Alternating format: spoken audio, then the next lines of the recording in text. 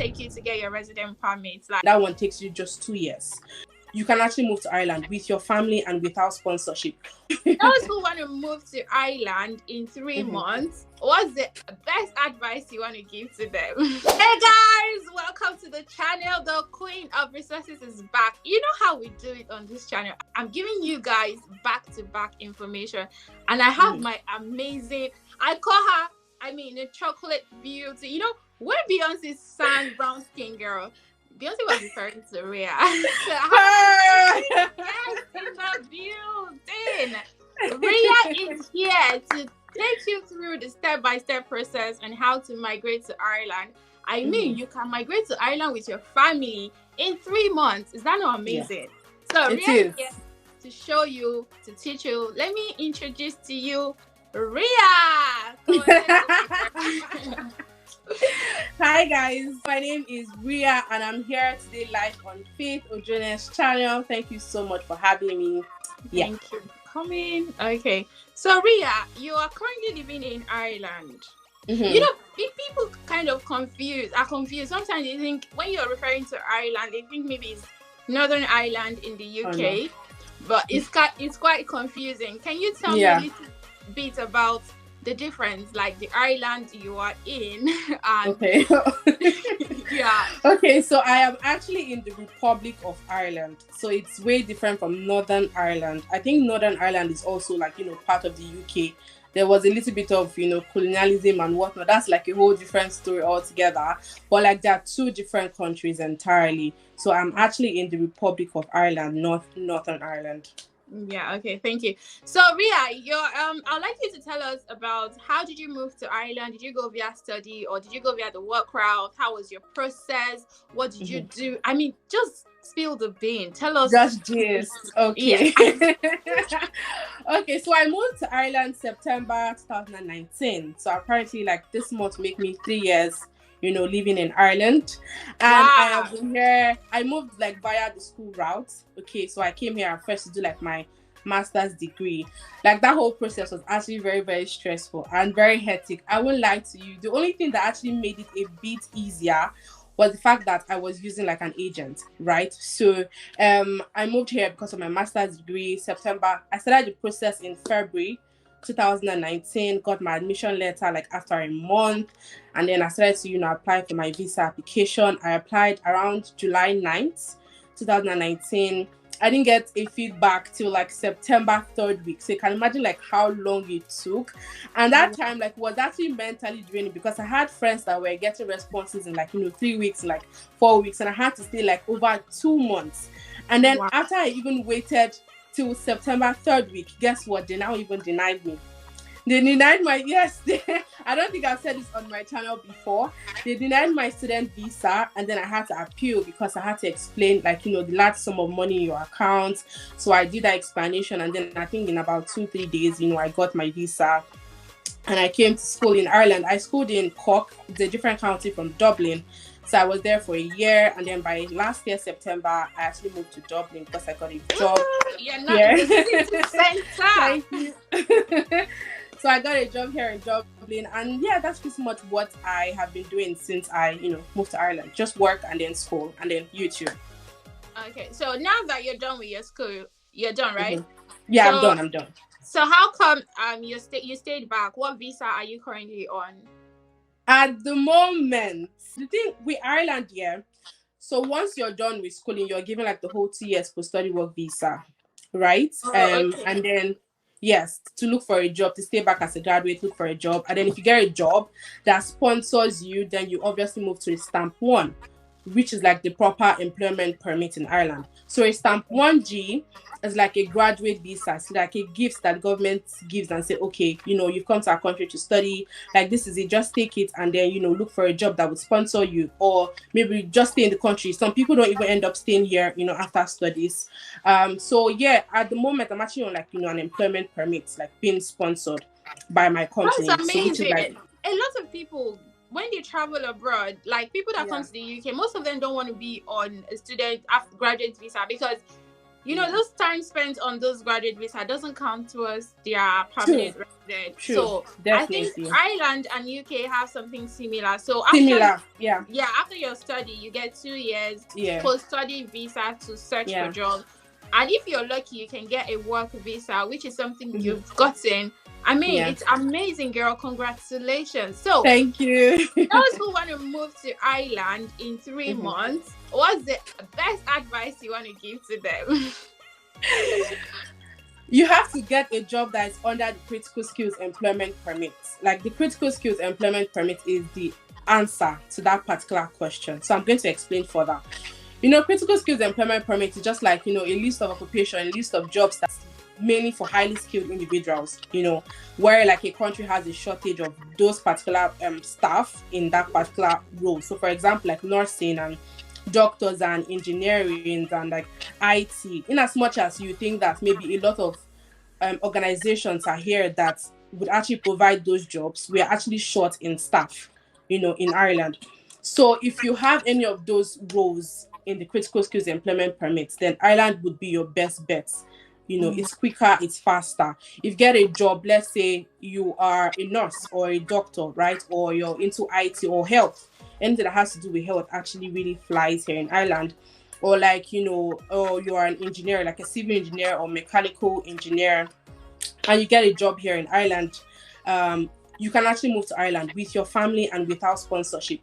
When I say without sponsorship, I mean that if the company or the employer actually wants to sponsor you, then that's fine. But if they don't want to sponsor you, you don't necessarily need them to actually sponsor you. Yes. Okay, you can. This is amazing. So you can actually move to Ireland without sponsorship. Yes, you can. You can sponsor yourself. You don't necessarily need, and this is only if you get a job under the critical skills employment permit, right? If you get like a normal job, let's say like maybe admin or HR role, something that's not really short in Ireland, you know, you would have to need an employer to actually sponsor you, because there are a lot of other things that they have to do in the background to actually bring you here to Ireland. But with the critical skills employment permit, if that's your career path and you get a job, your employer doesn't necessarily have to sponsor you. You can definitely sponsor yourself and come to Ireland and even bring your family or like your spouse or whatnot. And yes, in 3 months, it's happened before. People have done it. Amazing. All the person needs to do is just search for jobs in the critical skills. Ria will give us the link to the critical skills, and I'll leave it in the description box below, so you can go check it out and see if your current occupations falls under the critical skills in Ireland. You've been there for 3 years. What is one thing you would say, like, what is your experience like, the good, the bad, the ugly? Because I've read online a whole lot that Ireland is one country that is welcoming to migrants. And definitely. So what has been your experience so far? Okay. So I think like in every country, like we all have like the advantages, the pros and the cons of each country, like I would say.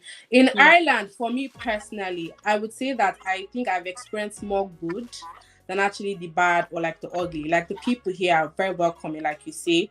Like it's a very calm place. Like it's a place that if you don't want too much noise, you can actually just come work and kind of settle and, you know, build a family, like grow a family. The environment is safe. The people are very welcoming, very receptive as well. The immigration laws kind of like, you know, favor foreigners. And that's something that, you know, is actually top tier on my list personally. Moving on to like the bad and the ugly. For me personally, I wouldn't say that I've experienced so much bad or like so much ugly things. I know that I've had like a little, you know, altercation with like, you know, a citizen here. Sometime when I was a student, just a little bit of racism comments here and there, like in the bus.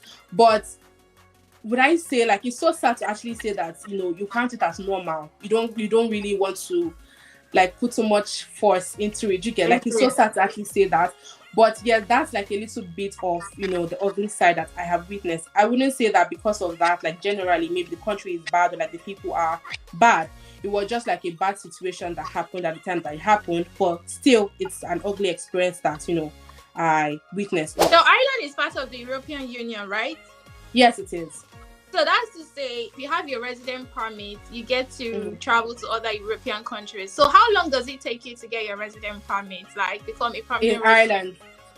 So it depends on the employment permits that you are in at the moment. So if you're in the general employment permit, that one takes like longer.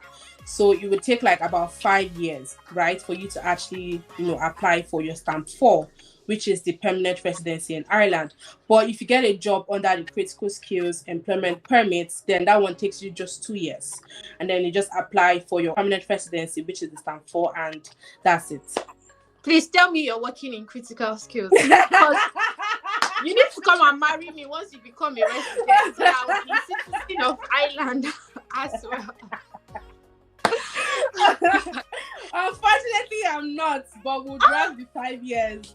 Hopefully, if I find something more, probably. But yeah, that's the thing. That's one regret. Hope if you ask me that question, I'm going to answer. I'm going to tell you why. One thing I regret about, in Ireland. People that want to migrate to Ireland, based on your experience, you've gone through the student route. Now you're working. You're now switching. You are now in the work permit. So, what's one thing that you've learned and something you feel like, oh, if you're coming, based on my experience, please do not do this, do not do that. Yeah. So what would be your advice? So for me, like one regret that I have, and I'll always have, so maybe it settles the fact that I chose a course that doesn't fly in Ireland. Oh. Yes, my course of choice doesn't suit the country. When you're applying for a job, like in as much as your degree matters, your skills and experiences would actually probably be number one on the list of, an employer, that's looking for somebody. But the truth of the matter is your skills and experiences are needed, quite all right. But sometimes your degree is that thing that sets you apart from a general skills employment permit and a critical skills employment permit. So for me, coming to Ireland, I studied in Nigeria for my bachelor's degree, and I read, history and international studies. Right, and someone in that line will probably go through something like public policy or like media and communications or like PR. And I didn't do my research. I don't think I did as much research as, this country that I'm going to, this course that I want to read, do they have enough job opportunities for me after I'm done schooling? Like, do they accommodate people? What are the organizations that I'll be able to apply to once I'm done with this course? I didn't do proper research before I chose my course. I came here to Ireland to study in 2019. I read international public policy and diplomacy, right? And to be very honest, this is the wrong country to read that course because there are very, very limited job opportunities here in Ireland for that particular course. I feel like if I had maybe read something else, maybe if I had gone into like health, or read something like even business, right? Business would actually be like a better option to actually fly and get like many more opportunities than my course. There is no international organization here that I would say, I want to apply to. The best bets that would be for me would maybe governmental organizations, right? And it's very rare that they would employ somebody that's not a foreigner in those kind of roles. Do you understand? So that's actually one regret. So now, because of the course that I studied, my job opportunities is limited, and that also boils down to the kind of employment permits that I have. Under the general employment permit, it's not a critical skill because of the course that I chose and the job that I'm working. So you can see that somebody that read international public policy and diplomacy, I'm working as a scheduler in a healthcare organization. It doesn't align. Do you understand? It doesn't align, but it's something that my skills and experiences stood for me. People that, read like maybe public health or even like international business or human resource management, like they have better chances at getting like better jobs, that would maybe make them to, apply under the critical skills employment permit. So my regret is the course of choice that I actually chose to study in Ireland. And my advice would be, if you're coming to Ireland, especially via the student route, please do your research. Like, I know it's one thing to like listen to YouTubers, but also like do your own due diligence. Like one way in which you can maybe help to make better choices is the fact that if you go through the critical skills employment permit, you see occupations that are under that. So maybe you can fine tune your course choice to that, You'd also, if you check on the Ireland government website, you also see the ineligible list of occupations. So you can imagine that in as much as people come here to read human resources, for example, human resources is under the ineligible list of occupations. So even if you get a job, you've read human resources in Ireland, and you get a job, you can't fly. They Wow. can't approve your permit. So yeah, that's one thing that people make a lot of mistake. That I did make a mistake anyways, and I wish that if I had the chance, I would actually think properly before I choose a course. Anyway, you're still in Ireland. You got a job, so it's By God's grace. It's a win-win. Guys, Ria is on YouTube. I mean, I would tag her on this video. In fact, you know what? Click out of this video, go and subscribe to the channel. I mean, you have to subscribe to the channel if you're interested in migrating to Ireland. All she talks about on her channel is Ireland. I mean, you can, if you have any question, please do not come and ask question on this video. Go to her video and ask your questions. If you have questions, send it to Ria. I mean, subscribe to her channel. Watch all the videos she has there for more clarity, because of course this is a collaboration. It might not have all the detailed information you're looking for, but if you head to her channel, she has tons of videos on how to migrate to Ireland. Also, support her by subscribing and like her video, give the videos thumbs up, watch every single video. That's if you're interested in moving to Ireland. And right now, Ireland is one of the countries that has opened up their border. They are also short-staffed, so this is a good opportunity for you to migrate to Ireland. And so head to Ria's channel, subscribe, and tell her you're from Faith, you know. Thank you. Thank you. Ria, what would be your final advice to those who are considering coming to Ireland based on work, the study route, like general advice for people coming in? What would you advise them? I would say, please come. We need you.